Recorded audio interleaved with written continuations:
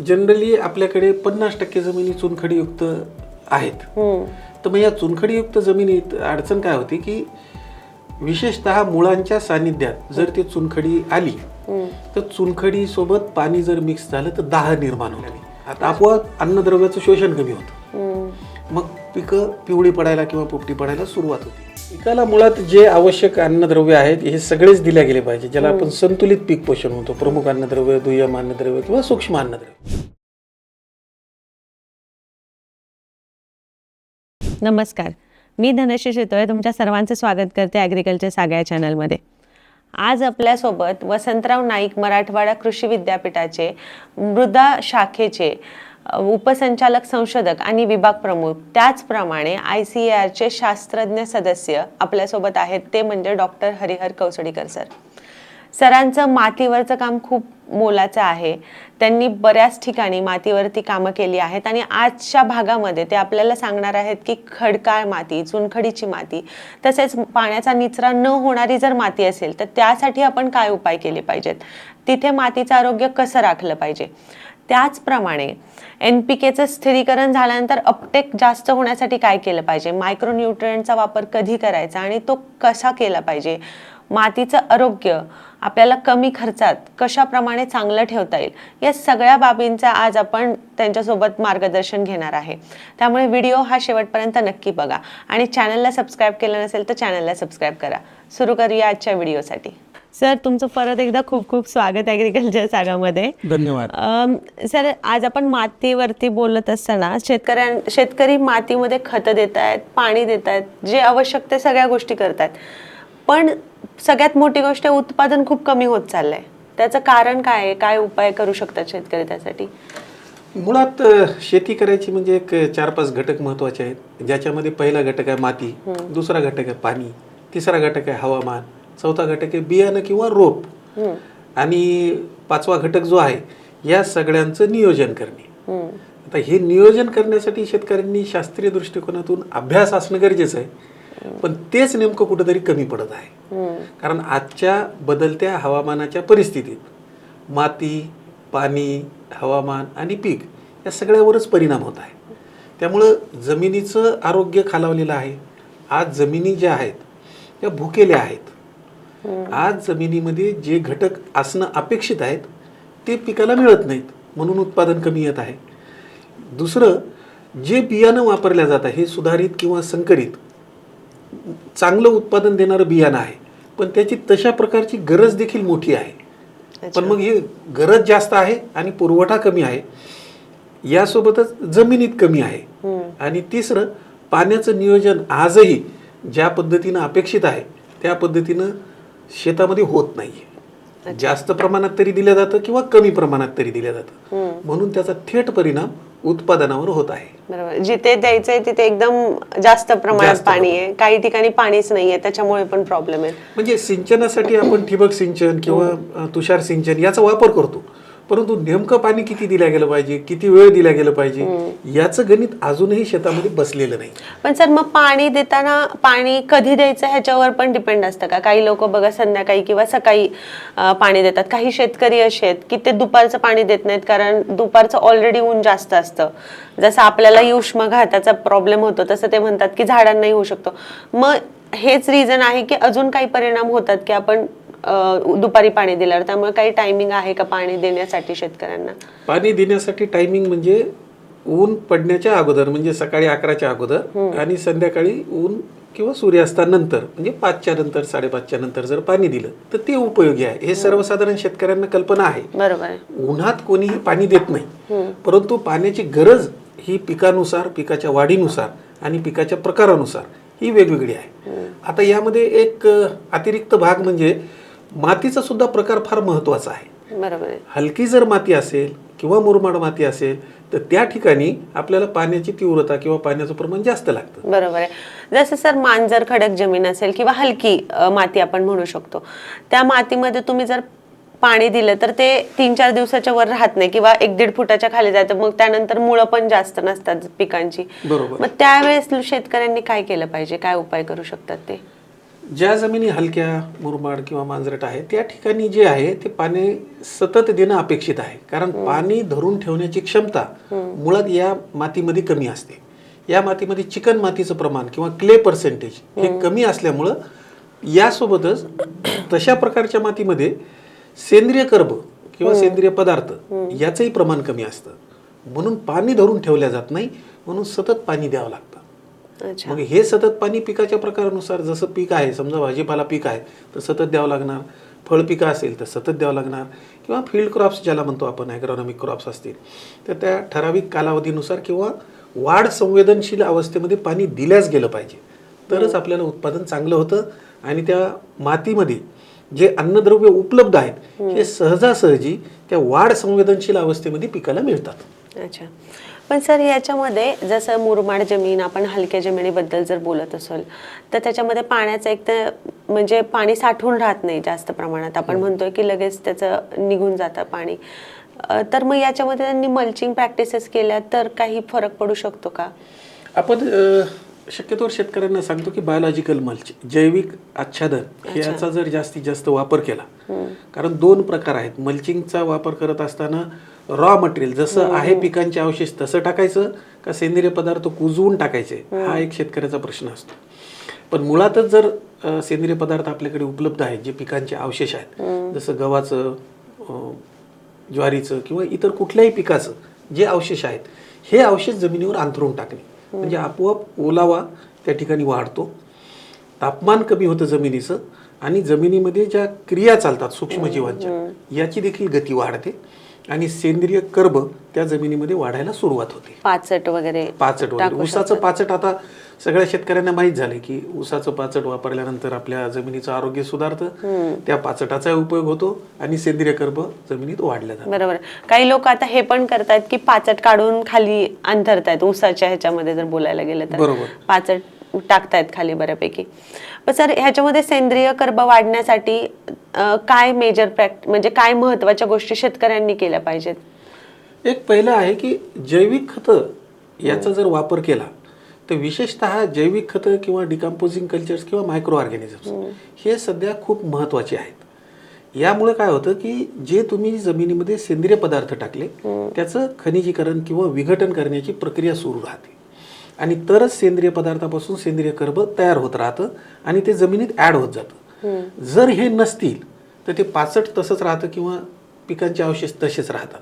मग याला कुजवण्यासाठी जो घटक महत्त्वाचा आहे, जो आत्ता सध्या आपल्या जमिनीमध्ये कमी आहे, तो सूक्ष्मजीवांचा घटक मोठ्या प्रमाणात वाढला गेला पाहिजे. म्हणून आपण काय करतो की विद्यापीठामार्फत, कृषी विज्ञान केंद्रांमार्फत विविध कल्चर्स तयार केलेले आहेत.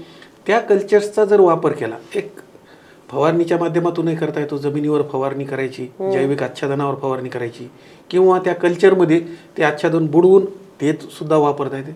अनेक प्रकार आहेत, किंवा ड्रीपच्या माध्यमातून देता येतं, किंवा जे काही पावडर मिळते कल्चरची ती टाकल्यानंतर तुषार सिंचन जरी केलं तरी ती मल्टिप्लिकेशन होतं, किंवा आता नवीन आपण पद्धती म्हणतो की घनजीवामृत वगैरे ते करतो, त्याच्यामध्ये देखील कल्चरचा वापर होतो. थोडक्यात काय तर सूक्ष्मजीवांचा वापर जर वाढवला तरच सेंद्रिय कर्बाचं प्रमाण आणि मग आपोआप जमिनीची जलधारण क्षमता वाढते. म्हणजे बेसिकली जीवामृत, घनजीवामृत किंवा ह्या सगळ्या ज्या गोष्टी आहेत, किंवा काही शेतकऱ्यांना शेणखत मिळत असेल, गांडूळ खत मिळत असेल, हे कुठल्याही गोष्टी त्यांनी टाकल्या तरी पण जीवाणूंची संख्या वाढायला मदत होईल त्यांना. बरोबर आहे. आणि त्यामुळे सेंद्रिय कर्ब बऱ्यापैकी वाढेल. सर आता अजून एक होती, आपण जर मातीच्या प्रकारामध्ये जर बोलायचं झालं तर त्याच्यामध्ये चुनखडीची पण एक जमीन असते. चुनखडीच्या जमिनीमध्ये पीक पोपटी पडण्याचं एक खूप शेतकऱ्यांना हा समस्या येते की पीक त्यांचं पोपटी पडतंय किंवा मुळं चांगली वाढत नाहीये, फुटवा लवकर येत नाहीये. मग त्याच्यामध्ये काय करू शकतात? दोन भाग आहेत. जनरली आपल्याकडे 50% जमिनी चुनखडीयुक्त आहेत. तर मग या चुनखडीयुक्त जमिनीत अडचण काय होती की विशेषतः मुळांच्या सानिध्यात जर ती चुनखडी आली तर चुनखडी सोबत पाणी जर मिक्स झालं तर दाह निर्माण होतो. आता आपण असं पाहतो की चुन्यात पाणी जर टाकलं तर उष्णता निर्माण होते. तशा प्रकारच्या उष्णता झालेल्या निर्माणामुळे ते मुळं जे आहेत, जारवा जो आहे ज्याच्या मार्फत अन्न आणि पाणी शोषण केलं जातं, तो जळतो, मग तो वाढतच नाही, मग मुळ्या वाढत नाही, म्हणून तुम्ही आता जसं म्हणलात. दुसरी गोष्ट अशी आहे की जर या मुळ्या वाढल्या नाही, जारवा वाढला नाही किंवा पांढऱ्या मुळ्या वाढल्या नाही, तर आपोआप अन्नद्रव्याचं शोषण कमी होतं. मग पिकं पिवळी पडायला किंवा पोपटी पडायला सुरुवात होते. किंवा दुसरा भाग असा असतो, चुनखडी ज्या जमिनीत आहे त्या जमिनीत विशेषतः सूक्ष्म अन्नद्रव्यांच्या कमतरता दिसून येतात. म्हणजे काय होतं की झिंक आहे, फेरस आहे, मॅंगनीज आहे, कॉपर आहे, हे जर उपलब्ध असतील आणि चुनखडी असेल तर त्या ठिकाणी त्याचे कार्बोनेट्स तयार होतात. मग या सूक्ष्म अन्नद्रव्यांची जर कमतरता असेल तर आपोआप त्या ठिकाणी पानं पिवळी पडतात किंवा वनस्पती पिवळी पडते. मग आपण म्हणतो की हे दुरुस्तच होत नाहीये. म्हणजे दोन्ही प्रकारे फिजिकली ज्याला म्हणू की संपर्क आल्यानंतर चुनखडीचा मुळांशी अन्न आणि पाण्याचं शोषण होत नाही, झाड पिवळं पडतं, किंवा रासायनिकदृष्ट्या या चुनखडीची रिॲक्शन किंवा अभिक्रिया सूक्ष्म अन्नद्रव्य जे उपलब्ध आहेत त्याच्यासोबत घडते, किंवा इतर जे घटक आहेत जे कार्बोनेट्स तयार होऊ शकतात त्यामुळे अन्नद्रव्यांचीच उपलब्धता कमी होते. मग या दोन्ही प्रकारात आणि अशाच जमिनीत सूक्ष्मजीव सुद्धा मोठ्या प्रमाणात वाढत नाहीत. ओके. मग त्या ठिकाणी निश्चितच वनस्पती पिवळ्या पडलेल्या दिसतात किंवा अन्नद्रव्याचं पोषण किंवा शोषण या दोन्ही गोष्टी कमी होतात. पण मग सर यासाठी काय केलं पाहिजे शेतकऱ्यांनी? कारण आता चुनखडीची जर जमीन आहे तर त्याच्यामध्ये उपाय काय केले पाहिजेत? कारण एक तर तुम्ही सांगितलं मायक्रोन्यूट्रिएंट जसं ते देऊ शकतात, पण त्याच्या व्यतिरिक्त काय करू शकतात ते आणि त्याच्यासोबत? चुनखडीयुक्त जमिनी जेवढ्या आहेत ना त्यामध्ये जर तुम्ही सल्फरयुक्त खते, गंधकयुक्त खतांचा वापर केला तर थोडा दाह कमी किंवा परिणाम जो विपरीत होतो तो होणार नाही.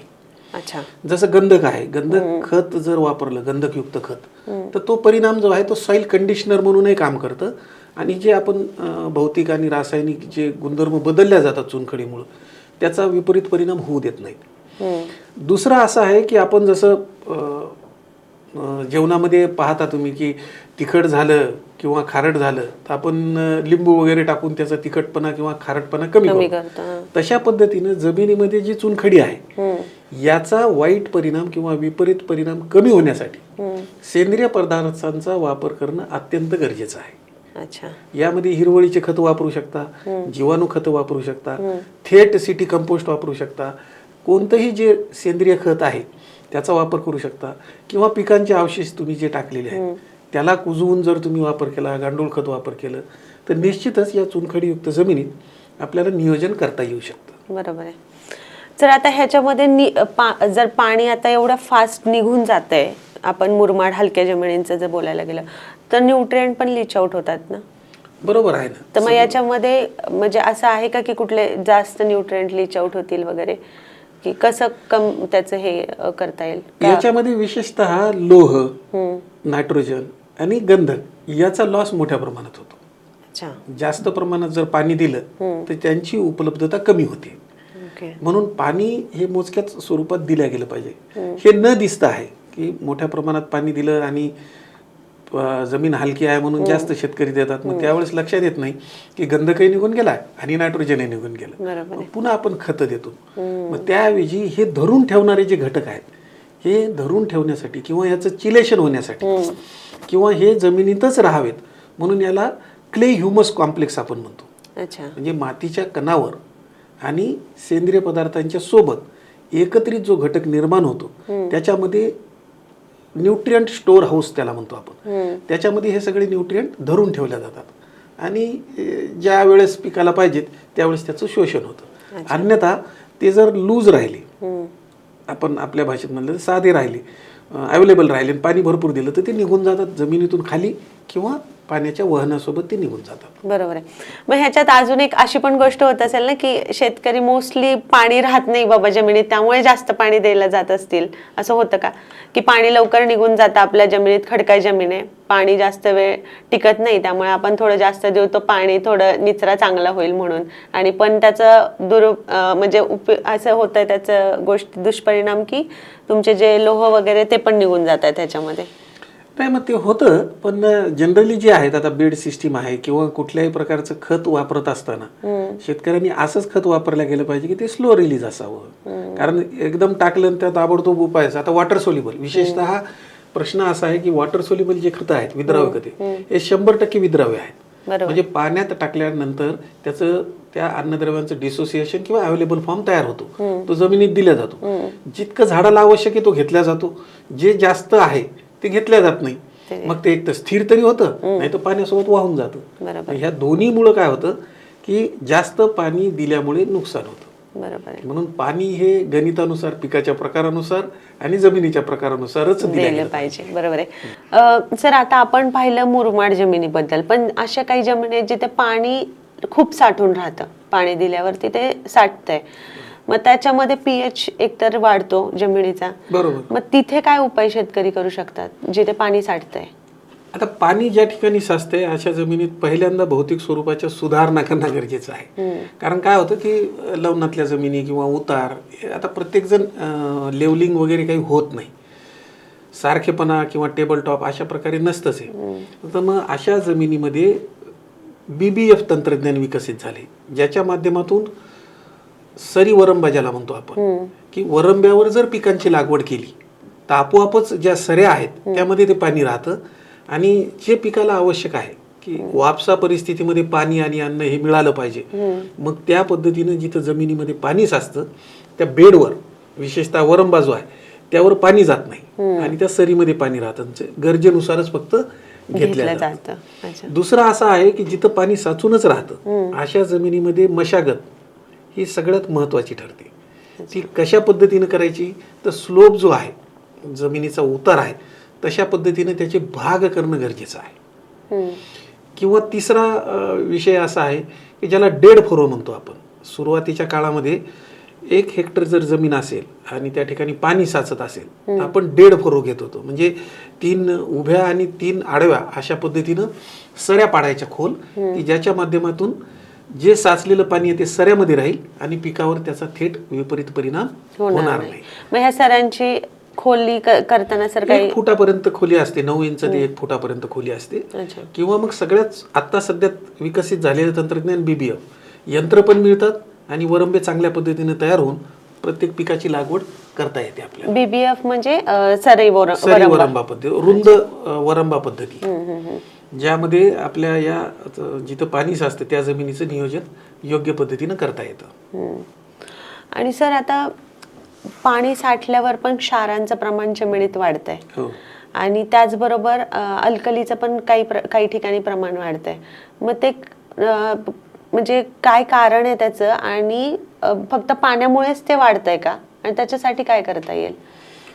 2 गोष्टी आहेत. एक तर पाणी जर जास्त दिलं तर पाण्याचा स्रोत काय आहे, कारण कॅनल इरिगेशन आहे. आता पहिल्यासारखं पाणी, गोड पाणी ज्याला म्हणतो किंवा चांगलं पाणी असं राहिलेलं नाही. बऱ्याच ठिकाणी खूप खोलीवरून पाणी घेतलं जातं, ट्यूबवेल्स आहेत, मग ते जड पाणी असतं, ते आपल्याला लक्षातही येत नाही.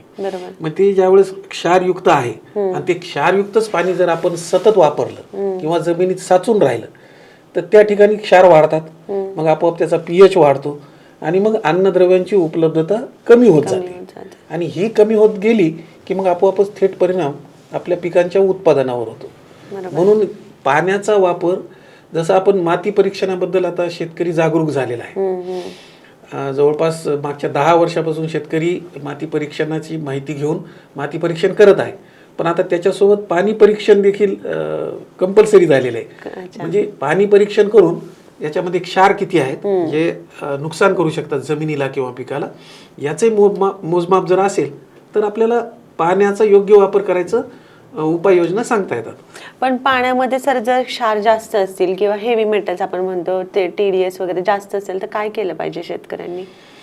नाही, आता 2 भाग आहेत याची. एक तर सेंद्रिय पदार्थाचं आवरण किंवा सेंद्रिय पदार्थ मोठ्या प्रमाणात जमिनीत असते तर थोडं फिल्ट्रेशन ज्याला म्हणतो आपण, चाळणी किंवा गाळणी पद्धत होऊ शकते. किंवा जिप्सम ब्लॉक आहेत किंवा बायोचार ब्लॉक्स आहेत, किंवा त्या ब्लॉक्स मधून देखील जर पाण्याचं वहन केलं तर निश्चित रूपाने ते क्षार कमी होतात. जुन्या काळात आपण कोळसा, रेती असं वापरून पाणी फिल्टर करून घेतो, तशाच पद्धतीनं आपल्याला शेतामध्ये देखील करावं लागेल का काय, अशी परिस्थिती या क्षारयुक्त पाण्यामुळे होत आहे. तर मग पाणी तपासून घेणे, किती प्रमाणात क्षार आहेत त्याच्यानुसार नियोजन करणे. तसंच जर जास्त प्रमाणात क्षार आहेत तर आपल्याला क्षार संवेदनशील पिकांचा वापर करावा लागतो, म्हणजे पीकमान सुद्धा बदलावं लागेल आपल्याला त्या पर्टिक्युलर जमिनीमध्ये. अच्छा. मग पण सर आता सर्रास बघितलं तर एक तर बोर जिथे जिथे आहे तिथे तर पाण्याची खोली खूप खालीपर्यंत गेली आहे.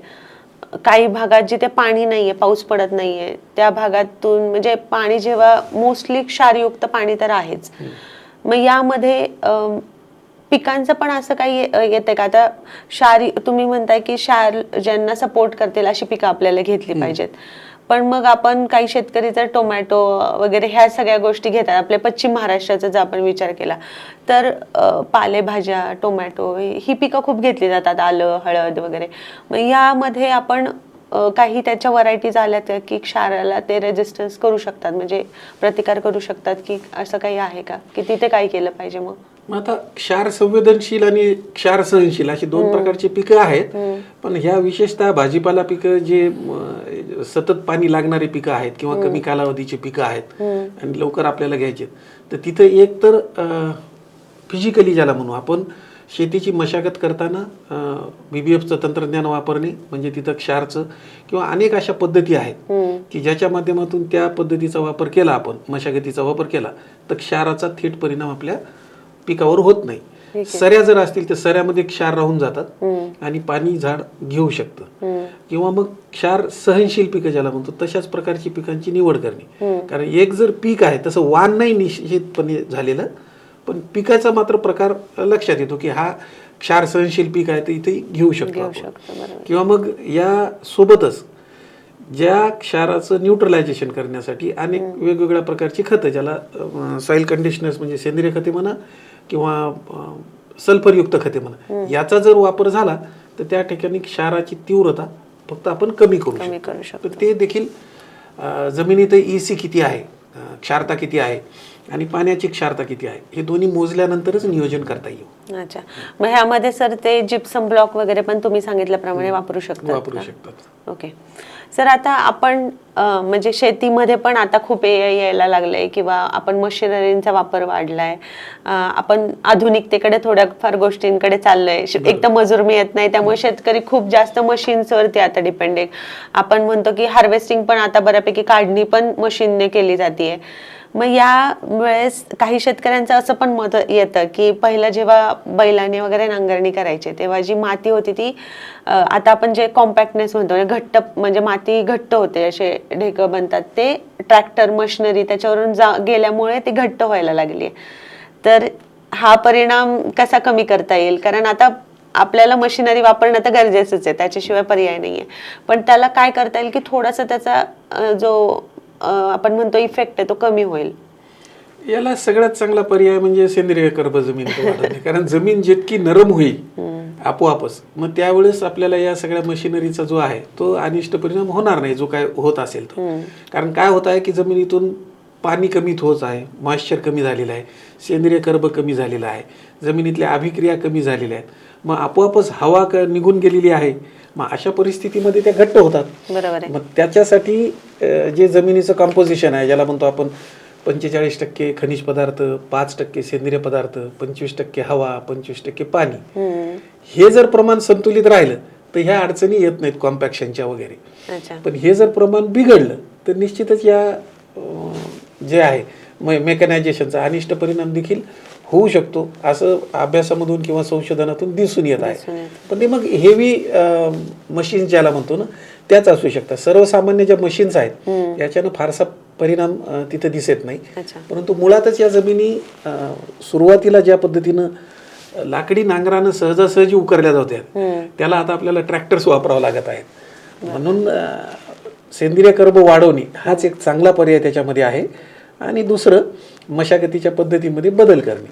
तर या दोन्हीचा जर समतोल राखला गेला तर निश्चितच त्याच्यावर पर्याय निघू शकतो. ह्याच्यामध्ये म्हणजे सेंद्रिय कर्ब वाढवण्यासाठी शेतकरी जे काही त्यांच्या ह्याच्यात जीवाणू वगैरे करू शकतात, किंवा असं पण नाही की खूप तुम्ही खर्चिक गोष्टींकडे, जसं तुम्ही म्हणला तसं घनबीजामृत वगैरे काही वापरून ते वाढवू शकतात. सर, आता ह्याच्यामध्येच मायक्रोन्यूट्रिएंट्स आजकाल शेतकरी वापरायला लागलेत बऱ्यापैकी. मायक्रोन्यूट्रिएंट्स वापरतायत किंवा जे सेकंडरी न्यूट्रिएंट्स आहेत ते वापरतात, पण ते कधी दिले पाहिजेत शेतकऱ्यांनी पिकाला? पिकाला मुळात जे आवश्यक अन्नद्रव्य आहेत हे सगळेच दिले गेले पाहिजे, ज्याला आपण संतुलित पीक पोषण म्हणतो. प्रमुख अन्नद्रव्य, दुय्यम अन्नद्रव्य किंवा सूक्ष्म अन्नद्रव्य. आता हे जर मिळत नसतील तितकं आपल्याला जे अपेक्षित उत्पादन आहे किंवा दर्जेदार उत्पादन आहे ते मिळत नाहीये. म्हणजे अशी शेतकऱ्यांची तक्रार पण आहे आणि शेतकरी निरीक्षण पण आहे. मग अशा वेळेस संतुलित पीक पोषण हा भाग आहे. आतापर्यंत लोकांना फक्त NPK खतापर्यंत मर्यादित होते. आता काही काळानंतर गंधकयुक्त खतं माहीत झाली. मग आता सूक्ष्म अन्नद्रव्य हे का दिसत आहेत? कारण जमिनीत या अन्नद्रव्यांची कमतरता आहे. कमतरता भरून काढण्यासाठीचा पर्याय म्हणून खतांचा वापर आहे. मग ही जर कमतरता नसेल तर खतं वापरावं लागणार नाही. परंतु ही कमतरता भरून काढण्यासाठी जे वेगवेगळे पर्याय आहेत, ज्याला हिरवळीच्या खतांचा वापर म्हणतो, सॉइल कंडिशनरचा वापर म्हणतो, सेंद्रिय खतांचा वापर म्हणतो, तेलबिया पेंडींचा वापर म्हणतो, अशा अनेक पर्याय किंवा कृषी उद्योगाचे जे उपपदार्थ आहेत याचा देखील खत म्हणून वापर. थोडक्यात काय, अन्नद्रव्य पुरवठा करणारा कुठलाही पदार्थ तो जमिनीत जर दिला तर निश्चितच या अन्नद्रव्यांची कमतरता होणार नाही. पण आता जी दिसत आहे ती कमतरता दिसून येत आहे. मग ही कमतरता भरून काढण्यासाठी जे नैसर्गिक पर्याय आपल्याला उपलब्ध आहे, हिरवळीच्या खतांचा वापर किंवा जैविक आच्छादनांचा वापर, हे सगळ्यात चांगले आजच्या परिस्थितीमध्ये आहेत. पण सर आता मायक्रोन्यूट्रिएंट बऱ्यापैकी विकत पण मिळतात ना, म्हणजे बाजारात भरपूर कंपन्यांचे आता अवेलेबल आहेत. मग शेतकऱ्यांनी ते वापरू शकतात ना?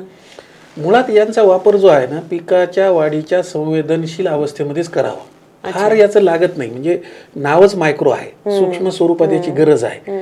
पण हे वापरताना वेळ जर साधल्या गेली, जसं फुलोरा अवस्था आहे किंवा पॉड फिलिंग आहे किंवा फळ तयार होणे किंवा बी तयार होणे, या ज्या अवस्था आहेत किंवा त्यांचा विकास होणे, अशा या ठराविक अवस्थेमध्ये ड्रिपच्या माध्यमातून किंवा फवारणीच्या माध्यमातून ही जर खतं दिली, थोड्याच प्रमाणात लागतात, तर उपाय चांगला होऊ शकतो. अच्छा, म्हणजे शेतकरी ते पण बाजारातून आणून ते टाकू शकतात, स्वतः घरी तयार करू शकतात. पण छोटा शेतकरी फार करू शकणार नाही. 20 एकरच्या पुढे ज्यांची शेती आहे ते सगळ्या गोष्टी स्वतः तयार करू शकतात. स्वतःच्या शेतावर तयार करून देखील त्याचा चांगल्या पद्धतीने वापर करू शकतात. पण निसर्गानं जे आपल्याला दिलेलं आहे सेंद्रिय खतामध्ये, म्हणजे तुम्ही म्हणाल सगळेच अन्नद्रव्य, फक्त प्रमाण कमी आहे, पण संतुलन सगळ्यात महत्वाचं आहे. याचा वापर थोडा मोठ्या प्रमाणात करावा लागत आहे. आज थोडा थोडा जरी करत गेलो आपण, एकदम 10 टन समजा सांगितलं होत नाही, मग 1 टन 1 टन 1 टन अशा पद्धतीनं इन्स्टॉलमेंट ज्याला किंवा प्रीमियम म्हणतो आपण, तशा पद्धतीनं जरी केला तर हळूहळू मात्र एक चांगल्या पद्धतीनं आपण जमिनीच्या याच्यात सुधारणा करू शकतो आणि रासायनिक खतांची बचत करू शकतो. बाहेरून आणायची खतं गरज पडणार नाहीये. पण याला सातत्य फार महत्वाचं आहे. बरोबर आहे. पण सर आता NPK तर सगळे शेतकरी वापरतात. शक्यतो NPK दिल्यानंतर असं पण काही शेतकऱ्यांचे प्रॉब्लेम होतात की ते देतात डोसनुसार, जे त्यांना रेकमेंड केले जातात त्यानुसार ते देतात. पण NPK स्थिरीकरणानंतर त्याचा अपटेक वाढवण्यासाठी काय केलं पाहिजे? आता जेवढे काही खतं दिल्या जात आहेत त्याच्यासोबत, म्हणजे समजा रासायनिक खतच दिल्या जातात किंवा सेंद्रिय खतच दिल्या जातात, याचं कन्व्हर्जन ज्याला म्हणतो जैव रासायनिक अभिक्रिया, बायोकेमिकल रिॲक्शन्स, ह्या होणं गरजेचं आहे. मग ह्या जैव रासायनिक अभिक्रिया होण्यासाठी सगळ्यात महत्वाचा जो घटक आहे, जो दुर्लक्षित आहे, ते म्हणजे सूक्ष्मजीव. या सूक्ष्मजीवांच्या माध्यमातून सेंद्रिय पदार्थावर तसेच खनिज पदार्थावर ज्या प्रक्रिया होतात किंवा अभिक्रिया होतात, त्याच्याच माध्यमातून अन्नद्रव्य उपलब्ध स्वरूपात तयार होणे किंवा मिळणे, ही प्रक्रिया चालू राहते. या जर अभिक्रिया नाही झाल्या तर थेट असे अन्नद्रव्य तुम्ही टाकले की झाड घेऊ शकतं, अशी परिस्थिती नाहीये. म्हणून सूक्ष्म जीवांचं प्रमाण, जे मायक्रो ऑर्गॅनिझम्स म्हणतो आपण, वेगवेगळे कल्चर्स म्हणतो, आता ठराविक अन्नद्रव्यासाठी ठराविक स्ट्रेन्स किंवा ते सूक्ष्मजीव निश्चित झालेले आहेत. परंतु एकत्रित ज्याला आता सध्या आपण म्हणतो की विद्यापीठ किंवा कृषी विज्ञान कॉन्सॉर्शियम देत आहेत, NPK कॉन्सॉर्शियम, याच्यामध्ये अनेक अशा सूक्ष्मजीवांचं एकत्रीकरण करून कल्चर तयार केलेले आहे. ते कल्चर जमिनीमध्ये असलेले नत्र, स्फुरद, पालाश किंवा इतर अन्नद्रव्य हे मिळवून देण्यासाठी किंवा यांचं स्वरूप उपलब्ध करण्यासाठी प्रयत्न करतात आणि आपोआपच नरिशमेंट झाडाची आणि जमिनीची दोन्ही पद्धतीची होत राहते. म्हणजे आता आपण जर बघितलं तर बाजारात आपण नायट्रोजन म्हणजे नत्र जे फिक्स करणारे काही बॅक्टेरिया म्हणजे जीवाणू मिळतात, काही स्फुरद पालाशचे असतील, तर तुम्ही म्हणताय की ते सगळे एकत्रित तुम्ही कॉन्सन्ट्रेशन मध्ये देताय. हो. अच्छा, मग ते कसे वापरायचे, म्हणजे जर ते कोणी शेतकरी घेतोय तर? 3 प्रकारे वापर करता येतो. एक सुरुवातीलाच बीज प्रक्रिया करणे, द्रवरूप पण आहेत आपल्याकडे आणि घन स्वरूपात पण मिळतात, म्हणजे पावडर स्वरूपात मिळतात. लिग्नाइट किंवा टाल्कम बेस ती पावडर मिळते, त्याची बीज प्रक्रिया करणे, किंवा आता 100 मिली प्रति 10 किलो बियाणे अशा प्रकारे द्रवरूप कॉन्सॉर्शियम मिळतात. ते उपलब्ध पण आहेत सगळ्या सरकारी आपली विद्यापीठ आहेत, कृषी विज्ञान केंद्र आहेत, संशोधन संस्था आहेत. यामुळं काय होतं की बीज प्रक्रिया केलं की सुरुवातीलाच रायझोस्पियरमध्ये जिथं मुळं वाढतात अशाच ठिकाणी ते सूक्ष्मजीव थेट दिल्या जातात. दुसरा भाग आहे सेंद्रिय खतं जे शेतकरी वापरतात त्यामध्ये हे मिक्स करून देणे, म्हणजे आपोआपच युनिफॉर्म डिस्ट्रीब्युशन त्याचं त्याही पद्धतीनं होतं. तिसरा भाग आहे ड्रेंचिंगच्या स्वरूपात, म्हणजे झाडांच्या मुळाच्या शेजारी हे कल्चर्स देणे. हे सुरुवातीला डायल्यूट करावं लागतं, 1 लिटर 200 लिटर किंवा ते प्रमाण ठरलेलं आहे. कॉन्सॉर्शियम वापरताना, इंडिपेंडंट स्वतंत्र असेल तर वापरताना ते ते ड्रेंचिंगच्या माध्यमातूनही देऊ शकतात. आणि काही शेतकरी जे आहेत ते ड्रीपच्या माध्यमातूनही देऊ शकतात. थोडक्यात कसं आहे की याचा पुरवठा मुळांच्या शेजारी जर झाला तर त्याची कार्यक्षमता आणि परिणामकारकता या दोन्ही गोष्टी वाढतात. म्हणून या जीवाणू खतांचा वापर करणे किंवा या सूक्ष्मजीवांचा वापर करणे अत्यंत गरजेचं झालेलं आहे आजच्या परिस्थितीमध्ये. मग सर हे सगळ्या कृषी विज्ञान केंद्र किंवा जे विद्यापीठ आहेत तिथं अवेलेबल होईल शेतकऱ्यांना, आता सपोज कोणाला घ्यायचं म्हटलं तर? सध्या 4ही कृषी विद्यापीठाच्या हेडक्वार्टर्सला तर आहेच, ठीक आहे. तसेच त्यांचे जे मोठे सब कॅम्पस आहेत त्या ठिकाणी देखील उपलब्ध होतात. असंच काही नाही की उपलब्ध होणार नाही. मागणी जरी शेतकऱ्यांनी नोंदवली तरी ते शेतकऱ्यांना पाठवले दिले जातात. त्यामुळे ती सुविधा शेतकऱ्यांकडे उपलब्ध आहे, फक्त वापर करणं गरजेचं आहे. बरोबर. सर आता ह्याच्यामध्ये अजून एक आहे की जसं आपण म्हणतो की स्फुरद सोबत काही आपल्याकडे जर बघायला गेलं भारतामध्ये किंवा महाराष्ट्रामध्ये स्फुरद जास्त प्रमाणात आढळतो आपल्या जमिनींमध्ये म्हणतात. तर स्फुरद सोबत किंवा नत्र सोबत किंवा पाल्यासोबत कुठल्या गोष्टी देऊ नये की जेणेकरून ते लॉक होतात आणि ते अवेलेबल होत, म्हणजे लॉक होऊन जातील आणि ते जास्त झाडांना मिळणार नाहीत, असं काय देऊ नये त्याच्यासोबत? कुठल्या कॉम्बिनेशन मध्ये कुठलं खत नाही दिलं पाहिजे? नाही, जनरली स्फुरद आपल्याकडे भरपूर नाहीये, स्फुरदाची कमतरताच आहे. पण हे जे खतं आपण देतो हे ग्रॅन्युलर स्वरूपातले खतं आहेत, म्हणजे गोळ्याच्या पद्धतीचे खतं आहेत. याचं मिश्रण करत असताना याच्यासोबत जैविक खतं एकत्रित करू नये, कारण थेट परिणाम त्या द्रावणावर किंवा त्या सूक्ष्मजीवांवर होतो. बाकी हे खतं संयुक्त खते म्हणून किंवा मिश्र खते म्हणून किंवा एकाच खतामध्ये अनेक असे अन्नद्रव्य हे मिक्स मिळतात, संयुक्त खते ज्याला आपण म्हणतो. त्याच्यामुळे तसा थेट परिणाम आपल्याला एकत्रित रासायनिक खतं करण्याचा होत नाही. पण रासायनिक खतांसोबत जीवाणू खते जर एकत्रित करून तुम्ही दिले तर त्या ठिकाणी त्या जीवाणू खतांवर परिणाम होऊ शकतो. म्हणजे पावडर तुम्ही टाकली DAP मध्ये किंवा युरियामध्ये तर त्याचा परिणाम होऊ शकतो. म्हणून हे फक्त स्वतंत्र देणं गरजेचं आहे, त्याच्यासोबत एकत्र करून येत हाच उद्देश आहे. पण मग सर ते असं पण आहे का की आज सपोज रासायनिक खतं दिली, आज दिली, तर मग ते जैविक खतांच्या वेळेस आपण थोडा गॅप घेतला पाहिजे, असं काही गरजेचं आहे? म्हणून सगळ्यात चांगली पद्धत आहे, प्रश्नच निर्माण होत नाही जर बीज प्रक्रिया केली तर. सगळं बीज प्रक्रिया जीवाणू खतांची केली की ते मुळांच्या सानिध्यात आपोआप सुरुवातीच्या काळात वाढत जातात आणि एकदा खूप मोठी संख्या असली की तुम्ही दिलेल्या खताचा त्याच्यावर थेट वाईट परिणाम होत नाही. माणसोबत देण्याचाही प्रश्न उद्भवत नाही, कारण आपण बेसल डोस म्हणून रासायनिक खतं देतो किंवा 1 महिन्यानंतर किंवा त्या पिकाच्या प्रकारानुसार दुसरं टॉप ड्रेसिंग करतो. त्यावेळेस पर्यंत सूक्ष्मजीव वाढलेले असतात, मग एकत्रित देण्याचा प्रश्न येत नाही. बरोबर आहे.